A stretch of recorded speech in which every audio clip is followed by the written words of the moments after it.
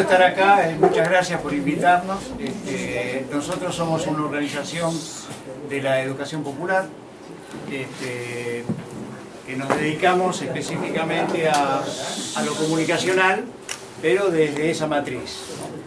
Así que nada, estamos en la sede de un partido que supo ser revolucionario a lo largo de toda su historia. Nos sentimos absolutamente identificados. O sea, Freire es una persona que bebió de Gramsci, que bebió de un gran comunista como era Gramsci, ¿no? Entonces, nada, creo que estamos todos dentro del mismo paradigma, con los mismos sueños, y lo que tenemos que decir es que hemos aprendido mucho en estos 3 años, investigando a partir de lo que es la diversidad sexual y todo lo que es el tema de género.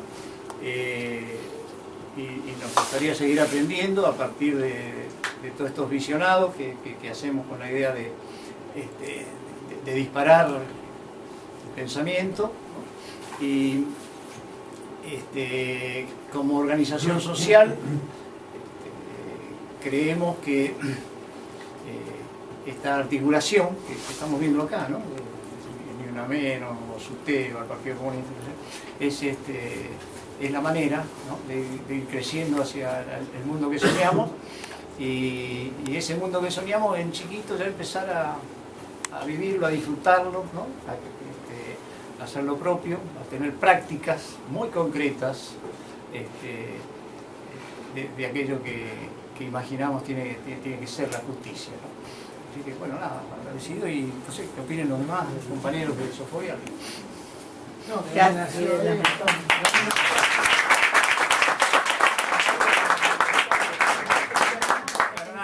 ¿Cómo surgió Amazonas? ¿Cómo surgió Amazonas, Hernán? Sí, bueno, nada, esto nace cuando en el 2015 todavía peleábamos por la implementación de la ley de medios, ¿no? Y en ese marco hubo toda una iniciativa del gobierno de darle lugar a las productoras que tuvieran un sesgo comunitario. O sea, porque todo bien con Canal Encuentro, etcétera, pero las productoras siempre eran las de Palermo, digamos, ¿no? Más o menos. Entonces, un poquito tarde, pero nos invitaron, hicieron un relevamiento. Tristemente, hay que decirlo, no dio más de 10 cooperativas, no dio más de 10 organizaciones en todo el país. Una de ellas fuimos nosotros, digamos. O sea, se identificaron organizaciones que se dedicaban a la producción audiovisual, pero con un sesgo comunitario. El número de 10, una se llama Unidad Básica, Guairuro, la del Mocase, Sofobial, en la Buenos Aires, y a partir de ahí se distribuyeron algunos temas. A nosotros nos tocó, no lo elegimos, nos tocó por cercanía, por proximidad, una cooperativa textil trans de La Matanza. Y a partir de ahí empezamos a producir, pero pasó lo que pasó. Obviamente la ley de medios quedó en el olvido. Todo el tema del BACUAC, porque esto iba a parar al Banco Social de Imágenes para que se socializara, se distribuyera en todos los canales. Y bueno, también lo desarmaron. Nosotros igual seguimos trabajando. Obviamente demoró mucho más, pero bueno, después de 3 años y desplegamos la cosa, no nos quedamos solamente en la cooperativa Amazonas, sino que desplegamos el tema. Y tengo que decirlo, quien más información nos dio y quien más nos ayudó a ingresar en el mundo travesti fueron las compañeras de La Matanza, que son compañeras del Partido Comunista, de la CTA de La Matanza, Florencia Guimaraes, Romina Pereira, compañeras referentes, dirigentes importantísimas, que confiaron en nosotros, y fuimos entonces, nada, lo que van a ver ahora, ¿no? Fuimos investigando y construyendo como cualquier organización de la educación popular con el otro. O sea, esto no tiene el sesgo de la genialidad, la inspiración, no, con todo respeto por eso. Esto es otra cosa, ¿no? Esto es educación popular. Como mujeres feministas y en esta lucha que damos permanentemente por el reconocimiento de nuestros derechos y por la conquista de todos los que nos faltan. Pero para nosotros significaba un montón hacer esta actividad porque nos abre una puerta a un debate que hasta todavía internamente estamos elaborando, ¿no? Porque, claro, nosotras como mujeres heterosexuales en la mayoría tenemos una lucha, tenemos banderas que llevamos adelante, pero sí también es real que muy poco conocíamos o veníamos trabajando en lo que tiene que ver con la diversidad. Entonces, bueno, para nosotras también implica todo un trabajo interno, de reflexión y de abrir un debate que no es que no queríamos darnos, sino que por ahí los avatares de la coyuntura y las luchas que veníamos dando no nos venían permitiendo dar. Lo personal me conmueve mucho el documental porque veo muchas compañeras con las cuales compartí. Tuve la suerte de participar con Loana en la primera comisión de mujeres trans que hizo el Encuentro Nacional de Mujeres, que también internamente en los Encuentros Nacionales de Mujeres hubo toda una discusión en torno a esto, en torno a las lesbianas, a las mujeres trans. Bueno, está Nicole, que terminó en Mochacel y que también es una amiga que tuvo todo un proceso para adoptar a su hijo hoy en día, digo, también es conocida, salió en el Página 12, le hicieron una entrevista muy linda. O sea, a mí en lo personal, digo, un poco también para abrir el juego a esto, ¿no? A qué nos pasa a cada uno, porque me parece que nos moviliza, que nos llama a reflexionar, que nos llama a pensar no solo qué pasa en las comunidades tan grandes o en las ciudades tan urbanas como Capital, digo, porque uno va a Capital y si alguna vez ha ido a una marcha de la diversidad o ha participado en alguno de los camiones, habrán visto que es otra cosa. Acá en Miramar estamos lejísimos. Pero una pregunta. Dentro del espacio como es la multisectorial o tal vez porque no ni una menos o estos movimientos feministas, no hablo a nivel local, sino a nivel un poco más, ¿no? Más grande, sí. ¿Hay chicas trans que conforman algún tipo de las fracciones de ustedes? Sí, hay muchas que están dentro de colectivos feministas. Yo por ahí al principio hablaba bien puntual de lo que a nosotros nos pasa acá en Miramar, en General Alvarado, digo que todavía somos una organización muy joven y todavía no se encuentra dando tal vez otros debates, pero sí a nivel nacional participan perfectamente. Digo, todas nos encontramos dentro de la categoría de mujeres y también entendemos la diversidad dentro de lo que es ser mujer. Digo, ser mujer no es nada más ser una mujer heterosexual, sino ser mujer también es ser lesbiana, es ser trans, ser travesti. ¿Y a nivel local no hay chicos trans o travestis que se han acercado a los ustedes o que ustedes sepan y se acerquen a charlar para romper ese...? Todavía no, pero creo que hay alguna cosa como ocultismo que tiene que ver mucho con la idiosincrasia local y con ser un pueblo. Lo que pasa es que tener Alvarado es complicado. Yo soy no binario. Yo soy lo que sería una persona no binaria que no me identifico ni con ser hombre ni con ser mujer. Así que, sí. Yo pertenezco a Pibas en Marcha. Y igual hace un tiempo empezó una discusión en si admitiríamos chicas trans o chicos trans o los no binarios y si se tendría que cambiar el nombre a pibas y pibes o cómo. Yo le dije, bueno chicas, por ejemplo, conmigo no me molesta, yo les voy a hacer cambiar el nombre porque, o sea, me da igual cualquiera de los dos pronombres, pero está mucho la discusión en qué se puede admitir, en qué no, en que si se banaliza una lucha o si por usar el lenguaje inclusivo se termina ocultando a otras luchas. Es como todo muy... ¿Todos saben lo que ella dijo? ¿Qué significa? No. Por eso. ¿Qué es ser no binario? Ser no binario es no identificarte con el sexo masculino ni con el femenino. Simplemente es como que... También, o sea, es como que depende de cómo yo me sienta. El tema conmigo es que no me siento con el estereotipo. No me siento bien con el estereotipo de mujer ni con el de hombre. Quizás un día me siento un re lindo pibe, pero estoy vestida con pollera. Y estoy tipo, sí, pero no me importa, hoy no me siento mujer, por más de que tenga una pollera puesta y las uñas pintadas, por ejemplo. O sea, es como que sentirse, no sentirme identificado con lo que el resto me impone, simplemente como yo me ¿Qué se diferencia de la bisexualidad? No, la bisexualidad es una orientación sexual. Claro, según lo que las personas con las que yo me relacione sexoafectivamente. Lo otro es mi identidad de género. Son dos cosas. Buenísimo, gracias.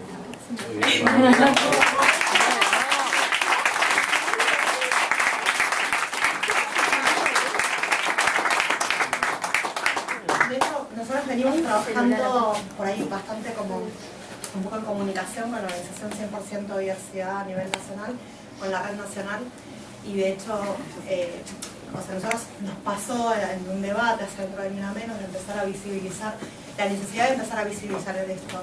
Así como en algún momento, hace unos años atrás, salimos a la calle para visibilizar el femicidio, sentimos esa necesidad de que acá a nivel local se empezaran a debatir estos temas y empezáramos a hablar de esto y pudiéramos visibilizarlo. De hecho, ahora el 7 de septiembre a las 6:30 de la tarde, en conjunto con Pibas, propiciamos una actividad junto con la organización 100% para hablar precisamente sobre diversidad y hacer la presentación formal de la encuesta nacional que se hizo en todo el país sobre el clima escolar o sea, sobre diversidad, ¿no? O sea, bueno, a ver cómo se vive, cómo se percibe, no encajar dentro de la heteronorma. Y precisamente en conjunto con la organización esta 100%, antes cuando estábamos organizando esta actividad, estábamos, bueno, tratando de contactarnos a nivel local con mujeres trans y no hay contacto, o sea, y no hay organización. Y nos pasaba eso, ¿no? Que, digo, o sea, en Mar del Plata nos encontrábamos como más fácil, teníamos como más el contacto, pero acá a nivel local que no cuando se hizo encontrábamos. acá la primera marcha, sí, en realidad que yo estuve acompañando alumnos, muchos me decían, yo no me animo, yo no quiero, pero vos ¿por qué no venís? Estamos acompañándote. No, yo no voy a ir. Y yo tengo pareja lesbiana, o yo soy gay, o soy... Y no quisieron venir, porque acá es pueblo, entonces todos tienen mucho miedo al que dirán, a mostrarse, a que los vean, a lo que opine el otro. A lo mejor el tiempo hará que nos vayamos abriendo y comprendiendo la realidad de cada uno. Entonces por ahí entendiendo esta necesidad de la deconstrucción, ¿no? Nosotras por ahí hoy, que por ahí Ni Una Menos somos como más grandes, no digo que eran más grandes en edad, tuvimos que atravesar todo un proceso para reconocernos feministas y poder deconstruirnos. Entendemos que la incorporación del concepto de la diversidad y la aceptación del otro, inclusive, digo, un poco como decían las compañeras, fuera de las categorías, ¿no? O sea, creo que, digo, el mundo heteropatriarcal necesita como tener todas estas categorías, ¿no? Bueno, esta es mi identidad sexual, a ver, esa es mi identidad de género, y se clasifican en LGTB, digo, ¿no? Entonces, y cada vez suman más. Claro, a veces suman más, porque era LGTB, ahora IQ más. Entonces, decimos esto, o sea, la necesidad, inclusive todavía, digo, en nuestras cabezas, el pensamiento binario, o sea, a ver, soy hombre o soy mujer, digo, cómo todavía nos influye, y tenemos esa necesidad de poder encasillar y poner, digo, a ver, esta gente va en este casillero y acá marco la cruz. Y tal vez no sea tan así. O sea, esta cuestión de siempre la necesidad de tener que encajar, inclusive, digo, en esta sociedad estamos imponiendo eso. Y entender que las personas tienen que ser como quieran, como deseen, acorde a sus propios sentires, ¿no? Y poder empezar a instaurar este debate, y en realidad entendiendo que la necesidad de construcción es nuestra. Y que el O camino sea, de ni más ser, ni menos que eso. que el camino de ser feliz es de cada uno. Que cada Y lo uno- dijo muy bien con el verbo parir. Una de las chicas me encantó, la idea fuerza, estamos pariendo. Y yo creo que de alguna manera es una síntesis de este proceso. Estamos en gestación. Y en Miramar tenemos que empezar a visibilizarlo, a hablarlo. No sé si visibilizarlo porque por ahí las personas no se quieren exponer, Se quieren. pero hay que empezar a hablarlo. Yo creo que hay miedo, que hay vergüenza, ¿sí? Y que también tiene que ver con aprender a respetar al otro que siente distinto, que se considera distinto, que su construcción es diferente y que cada uno elige cómo ser feliz, que tenemos que aprender a respetarnos todos. Y creo que es lo más importante. Y sobre todo también teniendo en cuenta que estamos en una coyuntura bastante particular, digo, las mujeres estamos dando unas luchas bastante importantes, como la legalización del aborto, y entendiendo que también hay una contraofensiva, digo, de los sectores más conservadores, donde se está cuestionando, digo, la ideología de género, digo, lo digo entre comillas porque me parece un horror el concepto de ideología de género. Me parece un horror que me parece que es un gran retroceso que hoy se estén tirando mensajes como la antinaturalidad, digo, o la anticientificidad, digo, de la diversidad.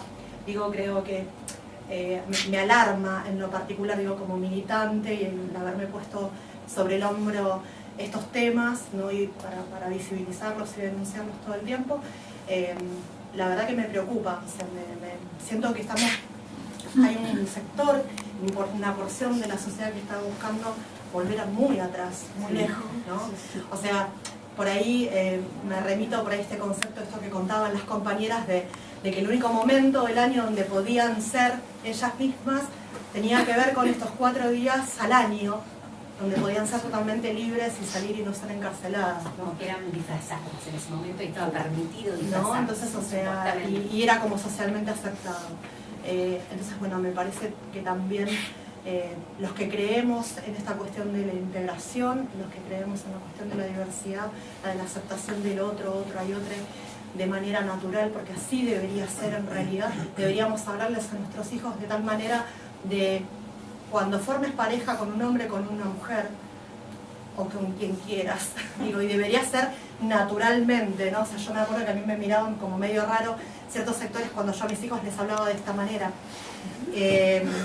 Acá tiene una. No, yo le digo a mi hija también, bueno, cuando vos tengas tu novio o tu novia, ay mamá que no sabés que te va a gustar, que te depara el destino.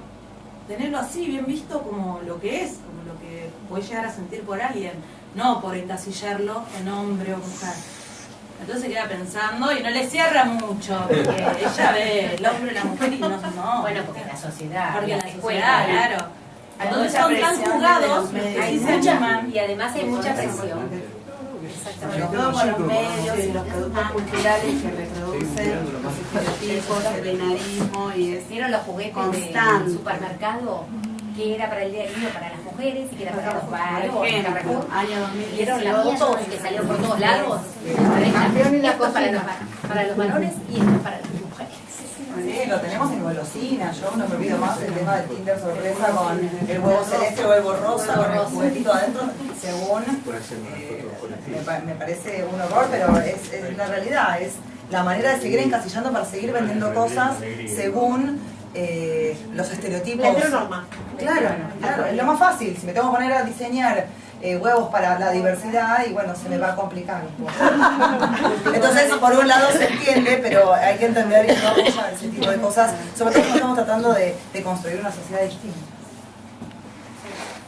Eso que mencionaban recién, en cuanto al ordenamiento dentro de las escuelas, por nenes y nenas, en tiempos recientes hubo como toda una movida de decir, bueno, que formen como quieran, armemos el registro por orden alfabético y no varones y nenas separados. Pero ¿qué pasó?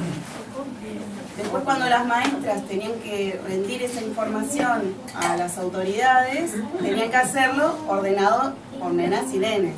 Entonces volvíamos a lo mismo.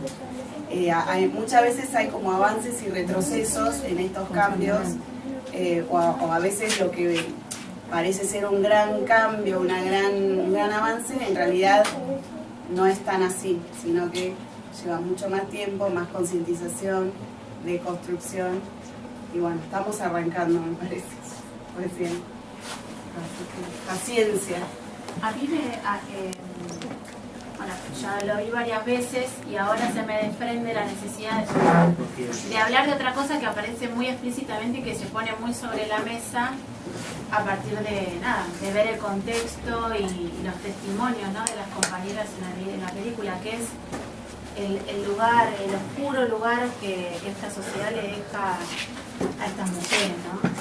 Pensar que se dice que tanto la educación como el trabajo han sido como los dos vectores de integración social por excelencia en este país, educación y trabajo, y son exactamente los dos espacios, en principio, pero pensando en esos dos, que les están vedados, absolutamente, porque en la escuela estamos contando, digamos, que lo que domina, en general, es la heteronorma, entonces, digamos, nadie puede expresar con libertad. Yo pienso hoy en mis hijos y en sus compañeros y compañeras, si hay alguno que empieza a sentirse desde otro lugar, no tiene absolutamente ningún espacio para expresarse en libertad. Y si pienso en el trabajo, es esto, es este lugar tan oscuro, este infierno mismo que es la prostitución. Y me parece nosotras también como organización, porque además dentro del movimiento feminista hay distintas vertientes y distintas apreciaciones de lo que es la prostitución. Hay quienes todavía siguen considerándolo un trabajo y esperan, digamos, que el Estado intervenga para regular ese supuesto trabajo. En nuestra organización ya nos hemos definido abolicionistas y compartimos, sobre todo recuperando las reivindicaciones de estas mujeres que son las que padecen diariamente esta realidad. Pero a mí me parece que pone sobre la mesa un tema que no está conversado, que lamentablemente todavía hoy sigue muy naturalizado, que es el tema de la prostitución. Duele. Es que Lula, la prostitución está escondida, en realidad. Sigue siendo algo oscuro si se fijan dónde trabajan ellas. Están en lugares oscuros, tapadas, pero a la vez, ¿quiénes consumen? ¿Quiénes son los hombres que consumen esto? Entonces hay como una contradicción social, una contradicción en el país, en todos lados que sucede. ¿Cuál es el lugar que le dejan a ellas? Sí, la prostitución o la peluquería, como decían ellas. Ese es el único lugar posible para que puedan trabajar. Pero están escondidas siempre, porque es como que las dejan relegadas al oscuro. Y acá en la prensa poco y nada se supo. Yo me acuerdo que se dijo que había unas mujeres secuestradas a la 9, a 2 cuadras del destacamento de las Flores. ¿Y qué pasó? ¿En dónde salió eso? ¿En qué semanario? ¿En qué diario? Se supo, pero se tapó enseguida. Es como que como sociedad no queremos visibilizar estas cosas. Bueno, pero se supo, supuestamente estuvo preso el proxeneta.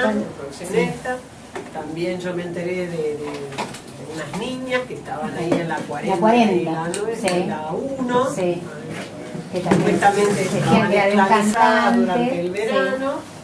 Sí. Eso hace varios años. Sí. No sé si han escuchado algo de esto. Pero eso está bueno que empecemos a investigar, a averiguar, a sacarlo a la luz si nos enteramos de algo de eso. Porque se tapa mucho, somos muy hipócritas. Inclusive había como una banalización. Yo tengo muchas veces la costumbre de por ahí empezar a leer a la gente, ¿no? En realidad, a ver qué opina la gente frente a una noticia. Y me acuerdo cuando salieron las 2 noticias del que estaba en la 40 y el de la 40 y el de la 9, la banalización que existía del tema.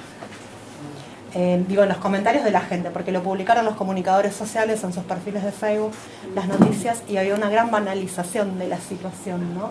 Naturalización de la prostitución como, bueno, como trabajo, como existencia o medio de vida, y una banalización de lo que estaba ocurriendo, o sea, no, en la opinión pública en general, ¿no? Y bueno, ni hablar del tratamiento de los medios de comunicación también, ¿no? Personalmente no, estoy realmente muy conmovida. Creo y en realidad agradecer profundamente a los que hicieron este trabajo. Como feminista y como militante, quiero decirles que agradecerles porque creo que a partir de ver esto no podemos hacernos más los boludos ni las boludas, y como que tenemos la responsabilidad de levantar la bandera de la lucha feminista en su integralidad, en su diversidad, y no salir más solo por las mujeres que son asesinadas, sino por cada mujer trans asesinada, por cada mujer que es obligada a prostituirse. Me parece que tiene que haber un antes y un después en la lucha feminista, por lo menos a nivel local. Y agradecerles por el enorme trabajo y por traerlo acá y sí, bueno, agradecemos.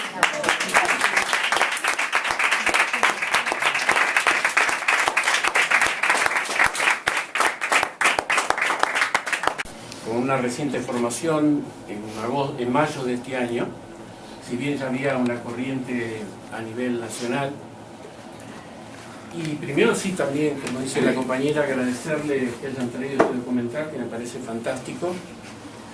Pero fijémonos que en el documental hay algunos puntos que son interesantes, que acá lo han dicho, pero tenemos que verlo también en ese documental, que el tema esencial es la educación. estas mujeres decían, claro, yo no tuve la oportunidad de estudiar. Estaban chochas cuando le dieron un diploma que habían terminado un secundario. Otras dijeron que recién terminaban el 7º grado de primaria. Y esto es un ejemplo. Por eso me presenté con esta corriente, porque es una corriente de educación. Y la lucha contra el capitalismo, porque el capitalismo genera estas cosas. No estemos confundidos, no es ni fanatismo político, sino es una realidad concreta. Desigualdad. No quiere la igualdad, no quiere que yo sea tu hermano, quiere que nos enfrentemos. Y lo buscan entre los géneros, lo buscan entre los sexos, en cualquier circunstancia.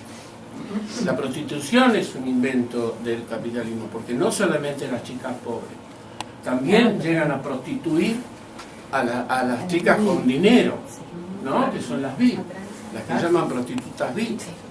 Y todo esto es un tema educacional, un tema cultural. Yo creo y soy un convencido que la batalla principal hay que librarla ahí, ¿no? Perdónenme en el eslogan, pero Fidel Castro fue clarito: la batalla de la cultura, la batalla de las ideas. Y está ahí inmerso, está ese punto es clave. Porque si nos educamos, no nos vamos a discriminar en ningún sentido, ni por dinero, ni por sexo, ni por raza, ni por religión.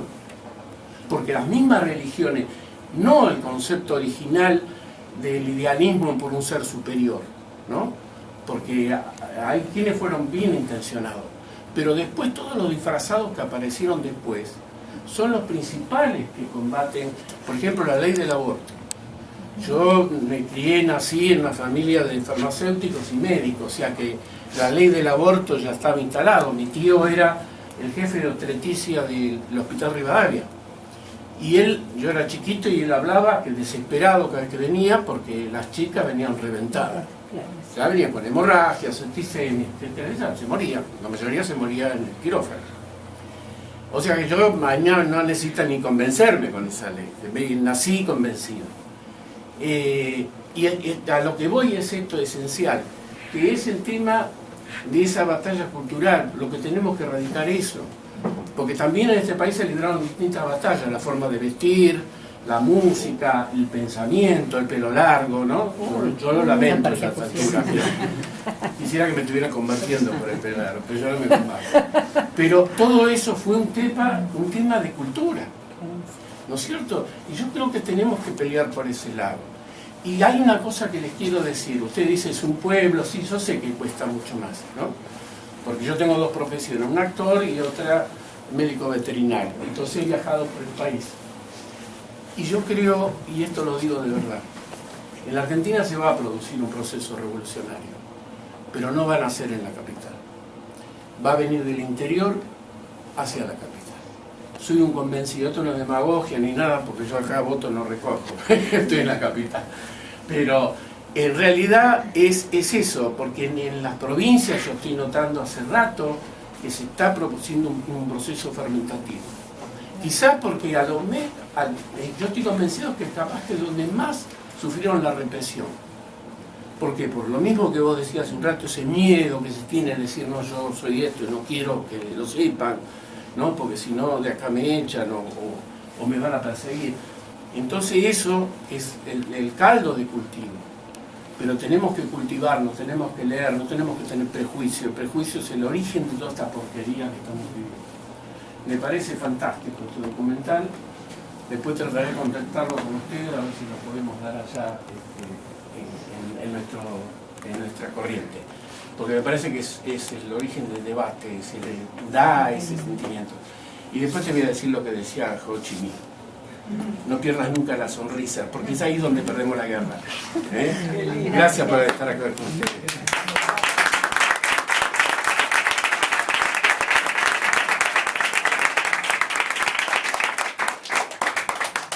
Y hay que organizarse para perder el miedo, para visibilizar. Lo más importante es organizarse, ser parte de una organización para poder promulgar el cambio. Claro. Eso me parece muy importante. Pueblo, ciudad, la organización es fundamental. Para si hay peronistas acá adentro, Perón decía que la organización vence al tiempo. Viste que sé un montón de cosas. Se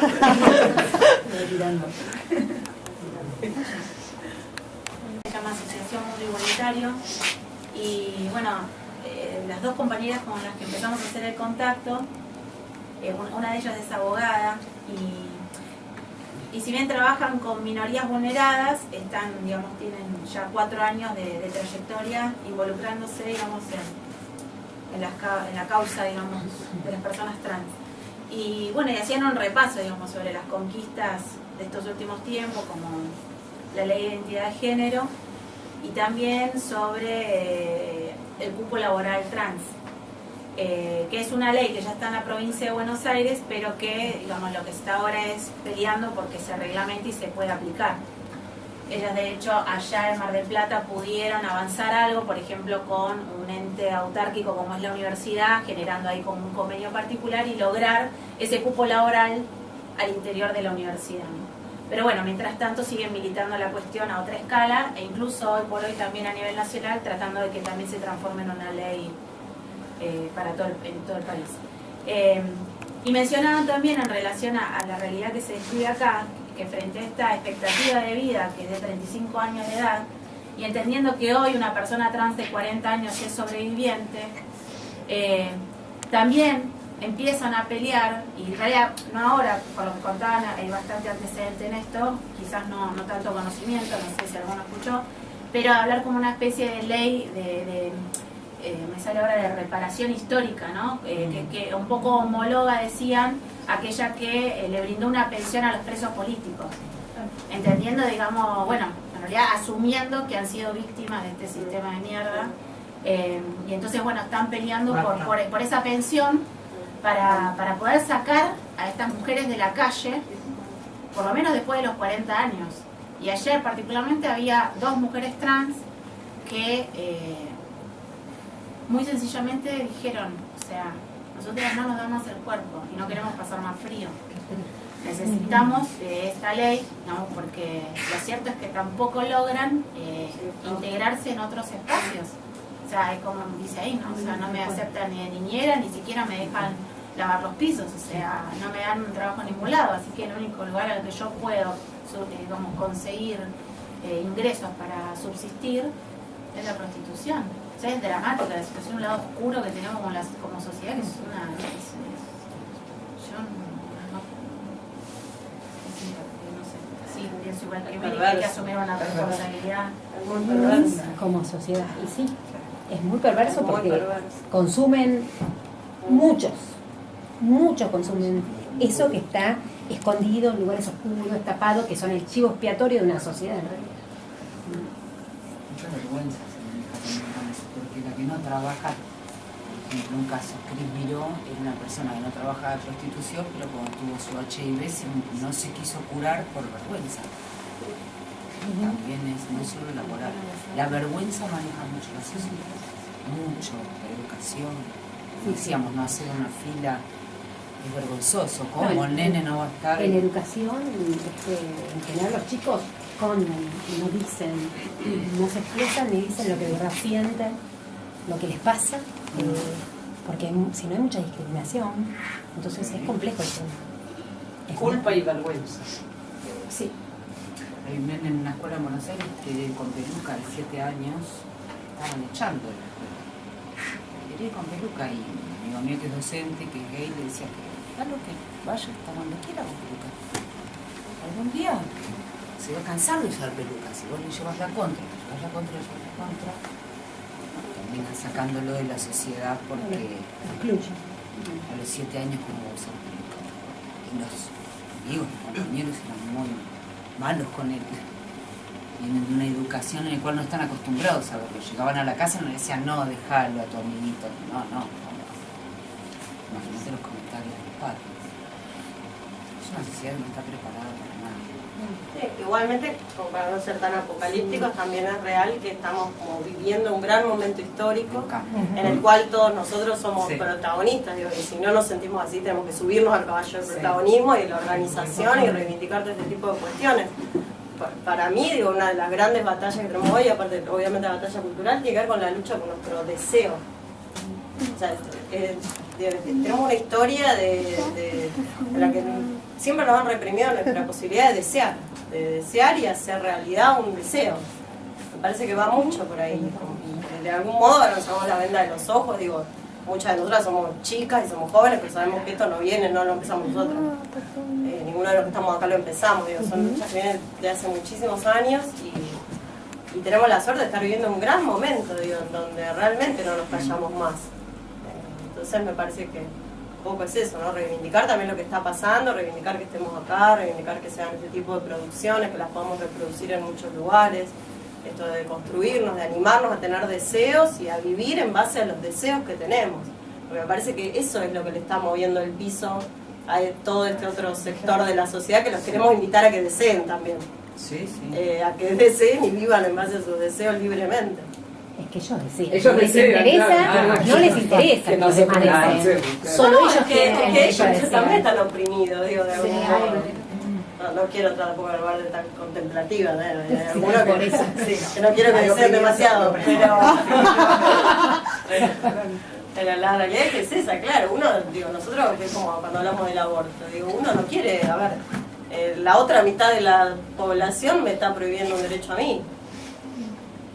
Yo no le estoy prohibiendo ningún derecho a nadie, porque es lo mismo, pero aplicado a absolutamente todo. Digo, me parece que todo lo que haga que seamos un poco más libres, y insisto con lo del deseo, porque para mí eso es lo que hace, eso es lo que le hace ruido al statu quo, eso es lo que le hace ruido al patriarcado, eso es lo que le hace ruido a la heteronorma, eso es lo que le hace ruido a la oligarquía, digo, el deseo de la clase trabajadora, el deseo de las mujeres, el deseo de la comunidad, de la diversidad, eso es lo que hace ruido. El deseo que sea práctica.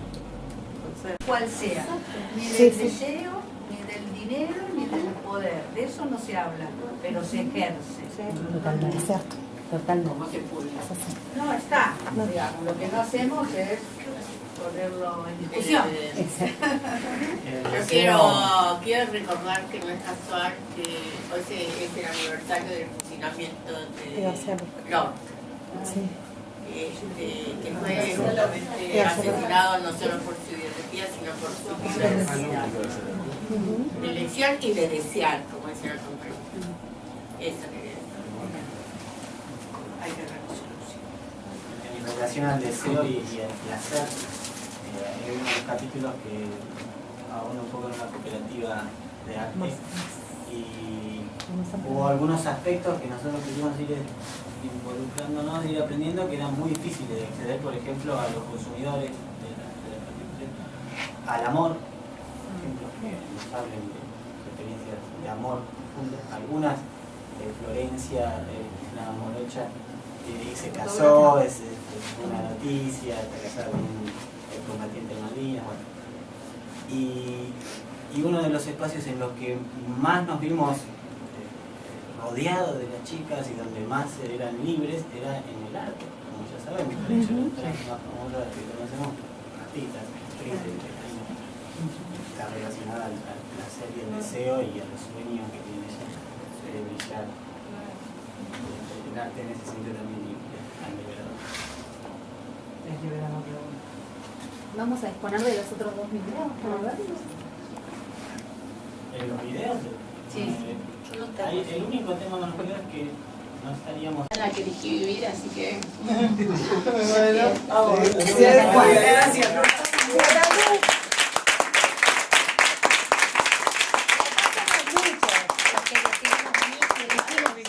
Y no somos de acá, en realidad. Así que no nos busquen. Ahora que nació mi hermana. ¿Qué nació mi hermana? Para desarrollar el documental. Y de ahí fueron sucediendo una serie de casualidades. Por ejemplo, claramente llegar a la situación de estar en la casa de Bianca, que es la chica que se empezaron a maquillar para ir a la calle, llegar a la situación, bueno, de antes de eso ya habíamos hablado con ellas eran chicas, son promotoras de salud también. De ahí, a través de ese camino las encontramos, las conocimos, relacionándonos con gente en común, fuimos tomando confianza a lo largo de varios días, hasta que llegamos a decirle, bueno chicas, habría posibilidad de... Y así distintos casos, casualidades algunas, otras cosas que tienen que ser ideas. Se me ocurre que me dijo soy más joven, pero no son casualidades. Es decir, a ver, desde un principio nosotros No somos productores de videos, no somos a encargo, hacemos videos. Para nosotros es un lenguaje que hemos elegido en función de una apuesta de retramado social, de participación, de protagonismo, donde entendemos la comunicación como base fundamental de cualquier desarrollo de participación social, que es para nosotros la madre de cualquier conquista de derecho y ejercicio del mismo. Entonces, cuando nos planteamos hacer un video, digo, no es casual que haya la posibilidad de hacerlo, porque compartimos con el otro, los otros, la hechura. Aparece un problema, aparece un interés y aparece la posibilidad de darle visibilidad, de iniciar un diálogo, de tener la posibilidad de intercambiar con otros. Nuestras prácticas tienen en cuenta tu capacidad de investigación, tu sensibilidad, tu investigación, tu capacidad de locución, tu elección de la música, y las vamos armando entre todos, y ahí aparece un primer producto de un interés común, y esa apertura, esa escucha, ese diálogo no es casual, es porque nace de esa convocatoria. Como consecuencia aparece un producto que luego se ve, se graba. Es raro que no estuviéramos grabando, pero no queremos inhibir porque no tenemos experiencia en la temática y no sabíamos qué podía pasar. Pero lo normal es que estuviéramos grabando todo esto. Porque al estar grabando todo esto solamente es un movilizador, un facilitador. Y entonces aparecieron todos estos testimonios. Y estos testimonios van a enriquecer la próxima versión de esto, como nos pasó con otras producciones, digamos. Y todos los que, y todos los que van a aparecer a partir de ahora, desde este lugar. Hace años atrás, porque son multiplicadores todos los que estamos somos. Justamente alguien lo dijo, digamos, ¿qué sentido tendría este video? Ya de por sí, digamos, al correr el tiempo, si bien no fue el objetivo final, ustedes habrán visto que hay un avance en lo tecnológico, en lo artístico, que obviamente le dan otra proyección, o también enriquecen la comunicación, sensibilizan, identifican, nos integran. Entonces, es cierto, pero no fue lo primero. Nosotros creemos en las mediaciones, es decir, en fortalecer los procesos comunicacionales. Hace tiempo atrás, cuando nos encontramos con Hernán, que él venía de todo lo comunicacional y nosotros veníamos algunos de la medicina social, ¿cuánto tardamos? Media hora en darnos cuenta de que esto era una potencialidad espectacular, y salimos nuestro primer video tenía que ver con que de repente queríamos saber, éramos del Hospital de San Miguel y todo demás, y doña Juana y don Juan testimoniaban diciendo, me trataron como el traste. Pero no, es espectacular, y mira, y vivían uno al lado de otro. Explicarse esa aleatoriedad, qué debíamos hacer, sensibilizados porque yo pertenecía a un hospital y quería saber el para qué, y tenía que preguntarme todos los días el para qué y por qué hacíamos las cosas como hacíamos. Entonces revisamos todo eso, pero después lo compartimos porque lo hicimos con la autoridad, con el médico de guardia, con la enfermera, con la vecina, con los medios de comunicación, y todo ese material que en general no está cerrado sino que está abierto, que instala preguntas, que problematiza, lo compartimos y lo grabamos y lo volvemos. Y así aparece, nos pasó en ese recorrido, por ejemplo, no darnos cuenta de que hicimos el primer video en prevención de HIV-Sida. Y estamos hablando hace 25 años por lo menos. 29 años. Y vamos a cumplir 30. Y bueno, un día, quiero ejemplificar para que se entienda de que no es casual. Y para que se entienda que tu pregunta tiene respuesta y que tiene una propuesta. Es decir, si uno pertenece, si uno está identificado, si uno se suma a, si uno tiene un logro con, es obvio que el producto va a ser colectivo y no es propio, y mucho menos por eso disponga usted de lo que quiere para difundirlo con el respeto de la cosa. Entonces, si uno tiene un diálogo respetuoso, tiene un diálogo de sumar, me parece que el camino se abre naturalmente, digamos. Porque estamos siendo tratados como personas consideradas y de un lado y del otro. Y esto de de crear juntos, de producir juntos, es una fiesta. Entonces no hay un impedimento, es al revés. Todo se favorece, con dolores, con alegrías, con todo, pero está. Bueno, y un día en el hospital, por ejemplo, y un hospital en Revolución, porque ustedes no conocen, pero el hospital de San Miguel, el epicentro sanitario, yo diría, del país en ese momento, teníamos una compañera que al reencapsular su jeringa, su aguja, se pincha y bueno, después se enteraba de que era un chico HIV. Fue una revolución. Yo estaba en ese momento en la dirección del hospital, a las 7 de la tarde se armó una asamblea donde querían quemar a la paciente, a la compañera, un shock infernal, un shock, producto de la falta de conocimiento. Es decir, venía un virus que tiene un ciclo estúpido y tiene un mecanismo de prevención elemental, pero que revelaba todo lo que éramos como sociedad.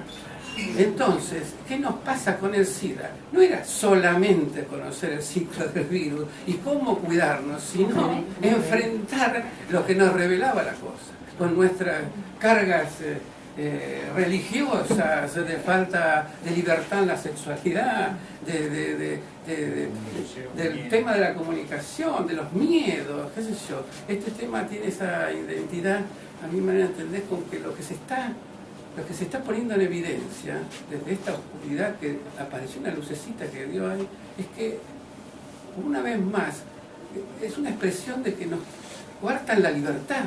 Y yo tengo ese derecho y me lo están quitando, no es que no lo tengo, me lo están quitando y lo tenemos que reconquistar. Entonces, darle visibilidad para que desde esa sensibilidad, desde esta potencialidad colectiva, podamos transformar esta realidad. No nos merecemos esta vida. Y bueno, esta sociedad que sabemos y en ese sentido esta mañana yo hablaba de esto para compartir, estoy aprendiendo con ustedes. Yo la verdad no conozco la temática como todos nosotros, estamos así en pañales todavía. Pero decía, atendiendo a todo lo que están diciendo ustedes, por mi formación, lo que fuera yo, dándome el permiso a equivocarme, como cualquiera de nosotros, no puedo dejar de emparentar que esta pelea, si bien es diferente para la mujer, para los trans y todo lo demás, no la puedo desencajar del todo, digamos, de una visión política integral, como decía la compañera, porque a ver, había testimonios de estas dos mujeres que estaban ayer, donde de repente contaban que no era lo mismo haber vivido durante el proceso que hace 10 años atrás. Y no es lo mismo vivir hace 10 años atrás que ahora. Entonces digo, hoy aparecen y están habilitados los monstruos que aparecen por todos lados. Todos estos testimonios de mierda que estamos viendo y que ustedes pusieron acá en claro, es porque están habilitados. Y eso no es arte de magia, no es artificial. Esto es consecuencia de lo que estamos viviendo como sociedad y como gobierno político de la cosa. Entonces yo no, es la tentación que tengo sin querer herir a nadie. Necesito que estas luchas se integren, que tienen que estar integradas, más allá del valor específico y la reacción propia que cada tema tiene. Pero no es un problema de unos o de otros, es de todos. Pero es una micro lucha, digamos. Sí, no la niego ni me siento con la autoridad, menos yo siendo varón y tan estructurado como soy, pero sí, porque soy... Bueno, era pensar un poco con ustedes y explicar que no es casual, por la propuesta, por nuestra trayectoria, por nuestro camino. No es fácil, pero es posible. ¿Ah? Es decir, y yo valoro la pregunta porque es muy importante no me tocó a mí, pero en este caso Leandro y otros compañeros, Hernán, cómo pudieron hacer para entrar en esa intimidad y que yo no sé si vieron, no es que haya actuaciones, es la propia vida, la vida de todas ellas. Y también agradecemos que han hecho alguna mención y todavía estamos esperando si hay más sobre el propio video, porque nos va a enriquecer todo. Sí. Entonces, más allá de que... Y además que yo creo que deben estar muy a la defensiva por todo lo que transitan cotidianamente. Bueno, me gustó una pequeña anécdota. Me conmovió muchísimo cuando se abrazan todos alrededor del árbol ahí en homenaje a Diana. Fue tan fuerte y significativo que se abrazan todas, unas 30 personas. A usted lo vi. No sé qué significa ese lugar con Diana. ¿La mataron ahí? No. Es la Universidad General Sarmiento. Ah, está bien, no, pero como estaba el árbol ahí. Y nosotros, por esta pertenencia al lugar, somos parte de la universidad. La universidad es nuestra, no es solamente de los académicos de la universidad. Es nuestra, como habitantes de y Socoviana habita ahí y está identificada. Entonces, en nuestras relaciones apareció dentro del marco de esta construcción grabar eventos específicos, hacer un homenaje y estuvimos presentes con Hernán también, con él, acompañando. Bueno, ahora cierra, este año la diplomatura cierra con 2 cortes, o sea que tienen 200 estudiantes, con la proyección de los 4, van a cerrar ahora el 27 de octubre. Pero nada, felicitaciones. Son relaciones, vínculos, esto que el compañero habilitó, también influyó mucho esto de ser compañero, en el sentido bayano de la palabra, ¿no? O sea, compañeros aquellos que nos indignamos, que temblamos de indignación ante cualquier injusticia que se comete en cualquier mundo. Y nada, esto creo que no nos damos cuenta, pero además del número, de ser muchos compañeras y compañeros, los lugares que vamos ocupando, ¿no? Y en este momento de resistencia, digamos, en este momento, y de persistencia, con nuestros sueños, es con las compañeras y compañeros que vamos construyendo la alternativa, que por supuesto la alternativa, no todos, no es casualidad que estemos en el caso del Partido Comunista, la alternativa es contrasistémica, porque, ojo, porque el capitalismo tiene una tremenda capacidad metabólica y, como decía la canción, el que no cambia todo no cambia nada, ¿no? O sea, ojo con eso, ¿no? Decirlo acá me parece una obviedad, pero en otro lado lo decimos, porque si no nos podemos confundir y luchar desde la lástima, luchar desde la realidad, luchar por una reivindicación, y eso al capitalismo lo fortalece, ¿no? Si es solamente eso. Sí. Yo consumo a esto, lo que hace es fragmentar más la lectura político-histórica, ¿no? Si cada minoría pelea por reivindicar esos derechos que son legítimos, digamos, lo que fortalece es que se siga reproduciendo esto, que viene a ser una democracia representativa, simulando una integración. Y entonces me parece que una de las cosas que por ahí se estuvieron compartiendo es esto de pensar con el otro a pesar de las diferencias. Eso nos tiene que enriquecer. Empezar a poner, como les dijeron muchas veces acá, en contexto histórico cada cosa que pasa, porque en realidad uno pensaba que esto es un pueblo, que entonces pasa esto y qué sé yo, y uno se mira para atrás en la historia y rápidamente se me vino a la memoria, no quiere decir que sea esto, pero cómo surgieron las damas de la beneficencia, porque había hombres de la malecencia, ¿no? Con sus amantes que tenían los hijos y tenían, entonces aparecían los de la medicina, ¿no? Los hospitales donde atendían a estas que venían a ser de la malecencia, ¿no? No, digamos, como que siempre aparecen estas cosas, y esto fue el principio del siglo XX, estamos hablando de ahora. Bueno, perdón, eso me resonó a eso, y yo dije como a estas contradicciones, ¿no? Que generalmente parecen contrapuestas y están haciendo el mismo juego para retroalimentarse, reproducir y generar el mismo modo, en este caso el totalmente. Y bueno, la invitación es a esto, a pensar no en una sociedad que nos fragmente, nos separe, empecemos a ver qué es lo que nos une, no lo que nos diferencia en relación a las luchas, ¿no? Porque las minorías separadas, que no se juntan, que no saben lo que pasa, esto, ¿no? Cada uno fragmentadamente cree que va a hacer, ¿no? Mientras tanto, el otro sigue avanzando por otro lado. Y entonces, y fragmenta, y sigue fragmentando la sociedad. Somos un montón de grupos peleando por un montón de derechos que son legítimos, ¿no? Hacer red en vez de grietas. Exactamente, ¿no? Porque además esto genera, con esto voy cerrando, genera algunas manifestaciones sociales que pueden ser como el fin de la historia, chau la ideología, va a venir tal, no, la peste, nos salvamos solos, todo lo que se les ocurre lo genera esta lucha fragmentada de cada uno. Bueno, entonces habría que pensar en términos pedagógicos, digo, pensando que la educación y que tiene muchas cosas, que los ordena alfabéticamente en los varones, lo que sé yo, que la pedagogía es normativa y qué le vamos a hacer, así surgió y bueno, va a ser así. Hay muchas cosas para pensar desde la pedagogía, porque hay también una pedagogía transformadora. La del amor. Entonces yo iba a decir la de la esperanza, digamos, la esperanza no esta cosa religiosa, sino la de Freire, digamos, como que nos invite la pedagogía del amor, ¿no? Bien.